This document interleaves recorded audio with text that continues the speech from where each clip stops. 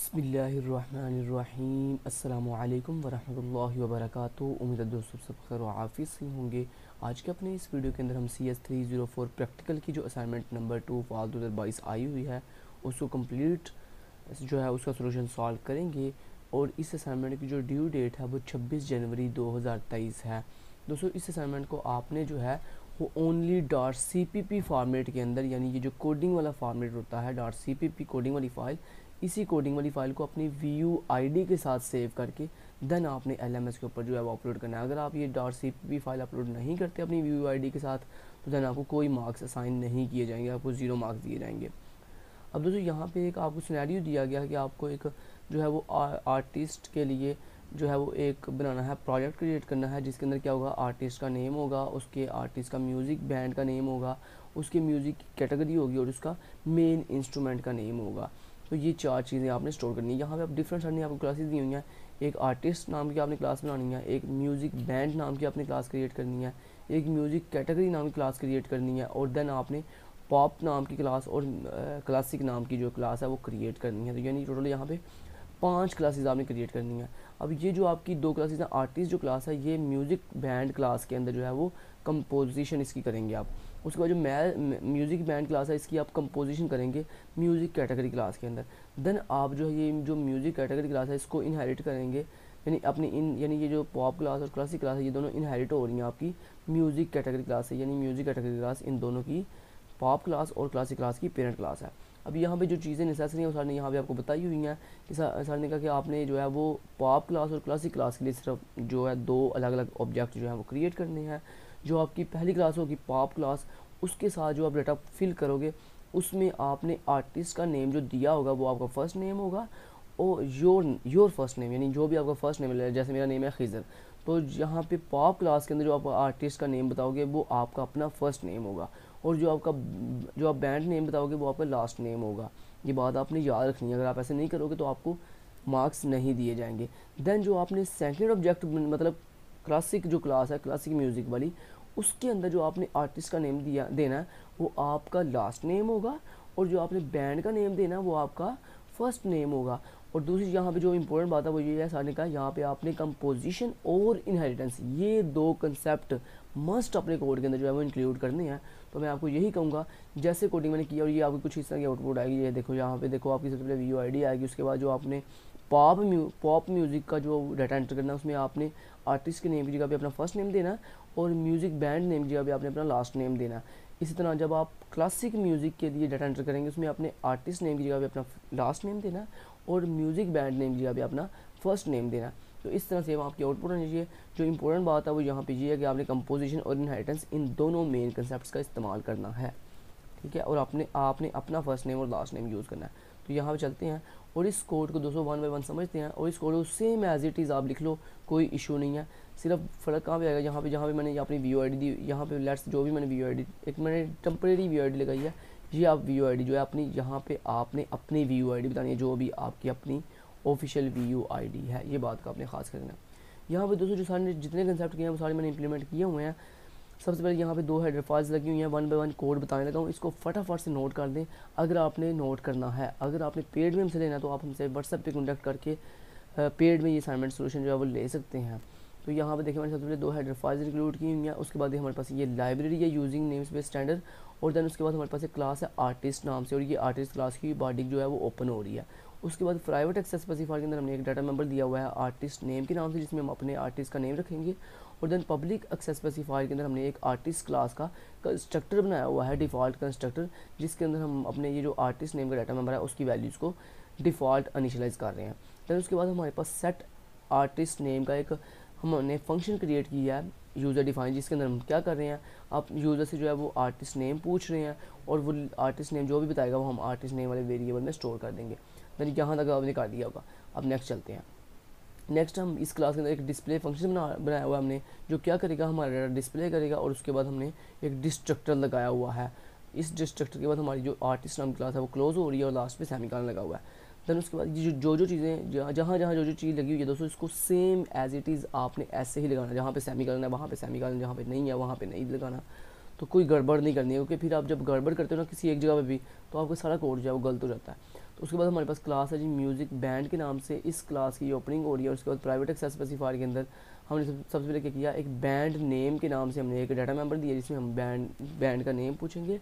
और उसके बाद हमारी जो कंपोजिशन क्या होती है कि जब आप अपनी किसी एक क्लास का ऑब्जेक्ट किसी दूसरी क्लास के अंदर जाके बनाते हो ना, तो उसको हम कहते हैं हम कंपोजिशन कर रहे हैं। क्या कर रहे हैं जी, कंपोजिशन कर रहे हैं। तो यहाँ पे देखिए मैंने मेरी जो आर्टिस्ट क्लास थी उसका मैंने ऑब्जेक्ट अपनी म्यूज़िक बैंड क्लास के अंदर क्रिएट किया हुआ है, क्योंकि हमें डायग्राम के अंदर यही कहा गया था।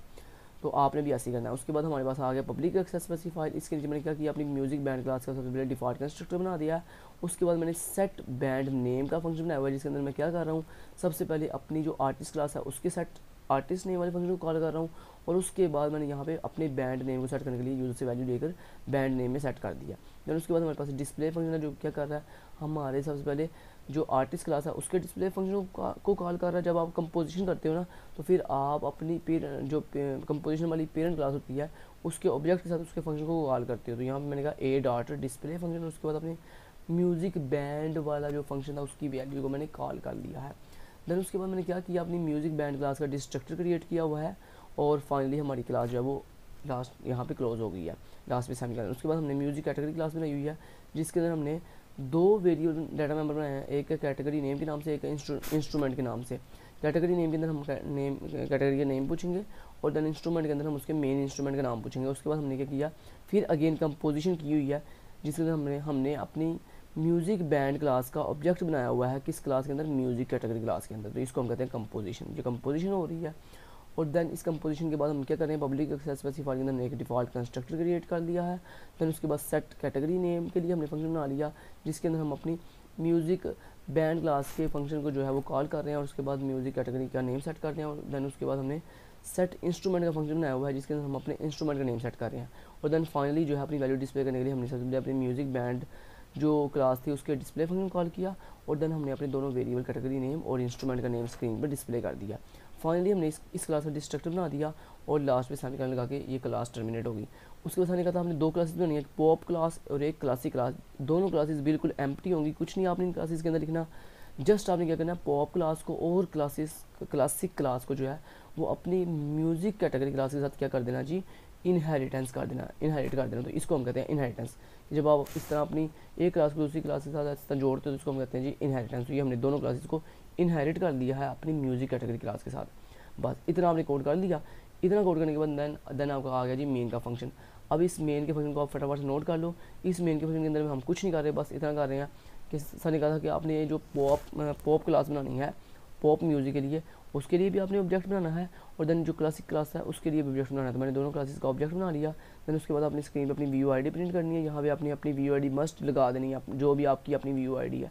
देन उसके बाद आपने पहले क्या करना है, अपनी पॉप क्लास के साथ आपने सेट कैटेगरी नेम वाले फंक्शन कॉल करना है, उसके बाद सेट इंस्ट्रूमेंट वाले फंक्शन कॉल करना है। फिर देन आपने क्लासिक क्लास के ऑब्जेक्ट के साथ आपने सेट कैटेगरी नेम को कॉल किया, और देन सेट इंस्ट्रूमेंट को कॉल किया। फाइनली जब आपने डाटा सेट कर लेना, उसके बाद आपने ऊपर हेडिंग देनी है डाटा ऑफ फर्स्ट आर्टिस्ट, और उसके नीचे पी डॉट डिस्प्ले, और उसके बाद आपने फिर हेडिंग देनी है डाटा ऑफ सेकंड आर्टिस्ट, और देन सी डॉट डिस्प्ले, और फिर गेट सी एच रिटर्न 0 के साथ आपका सॉफ्टवेयर जो है वो क्लोज हो जाएगा, और लास्ट में फाइनली मेन बॉडी क्लोज हो रही है। ये था जी सारा कोड। अभी मैं इसको रन करके आपको बताता हूँ आपने कैसे डाटा एंटर करना है। यहाँ पे बार बार कह रहा हूँ अपनी व्यू आईडी मस्ट लगा लीजिएगा। इसके अलावा अपनी फाइल को भी इस .cpp फाइल को भी अपनी व्यू आईडी के साथ सेव कीजिएगा, और फिर LMS पे अपलोड कीजिएगा। अभी यहाँ पे अपने डाटा कैसे फिल करना है वो भी आपको बताता हूँ। यहाँ पे कंपाइल एंड रन किया, और यहाँ पे देखो सबसे पहले आ रहा है जी ऊपर व्यू आईडी, आगे व्यू आईडी है, उसके बाद देन आ रहा है एंटर आर्टिस्ट नेम। यहाँ पे अपने आर्टिस्ट नेम की जगह पे, चूँकि जो किसके लिए है, पॉप के लिए, तो पहले आपने पॉप के लिए एंटर करना डाटा। तो पॉप क्लास के अंदर ने क्या कहा था कि जो पॉप क्लास होगी उसके लिए जो आपने आर्टिस्ट का नेम देना वो आपका अपना फर्स्ट नेम होगा। जैसे मेरा फर्स्ट नेम है खिज़र, तो आपने इस तरह मैंने खिज़र लिख लिया, क्योंकि मेरा फर्स्ट नेम खिज़र है, तो मैंने खिज़र लिख लिया। मैंने एंटर किया, वो मुझसे पूछ रहा है म्यूज़िक बैंड नेम, तो उसने कहा था म्यूज़िक बैंड नेम की जगह पे आपने अपना लास्ट नेम बताना है। तो मेरा लास्ट नेम है SHAHAL शहाल। ये लिखने के बाद मैंने एंटर किया। उसके बाद एंटर म्यूज़िक कैटेगरी नेम, तो यहाँ पे कौन सा म्यूज़िक कैटेगरी है, ये पॉप, क्योंकि पॉप क्लास है तो पॉप म्यूज़िक हमने कर लिया, POP पॉप। उसके बाद इंस्ट्रूमेंट नेम हमने गैटर सेट कर दिया, जो भी है। उसके बाद हम सेकंड आर्टिस्ट यानी क्लासिक म्यूज़िक का हमने एंटर करना है उसका डाटा। तो उसके लिए मैंने क्या कहा था, जो क्लासिक म्यूज़िक होगा उसके अंदर आपने अपने आर्टिस्ट नेम की जगह पे अपना लास्ट नेम पहले एंटर करना है। तो मैंने अपना लास्ट नेम दे दिया जी शहाल। उसके बाद बैंड नेम की जगह पे आपने अपना फर्स्ट नेम एंटर करना है खिज़र। और देन उसके बाद कैटेगरी नेम हम कहते हैं जी कौन सी कैटेगरी है, ये क्लासिक कैटेगरी है। और उसके बाद गाइटर गटर गटर जो है हमारी वो आ गया। उसके बाद देखिए हेडिंग आ गई है डाटा ऑफ फर्स्ट आर्टिस्ट, जिसके अंदर पॉप म्यूज़िक का आ गया सारा डाटा, खिज़र, शहाल, पॉप और गटर। और उसके बाद सेकंड आर्टिस्ट का सारा डाटा, जिसके अंदर क्या आ गया जी क्लासिक म्यूज़िक के लिए सबसे पहले ऊपर लास्ट नेम शहाल, फिर खिज़र और फिर सारा डाटा बाकी रिमेनिंग आ गया। जैसे मैंने एंटर किया सॉफ्टवेयर क्लोज कर दिया। उम्मीद है दोस्तों आपको सारा कोड अच्छा लगा होगा, आपने डिटेल के साथ सारा कोड नोट कर लिया होगा। इतनी डिटेल से आपको कोई नहीं बताएगा, सो इसलिए अपने भाई के चैनल को जरूर सब्सक्राइब कीजिएगा और साथ साथ बेल के आइकन को ऊपर क्लिक करके ऑल नोटिफिकेशन भी ऑन कर दीजिएगा। अपने दोस्तों तक इस वीडियो को जरूर शेयर कीजिएगा और वीडियो को लाइक करना मत भूलिएगा। Thank you so much, till then guys, take care, अल्लाह हाफिज़।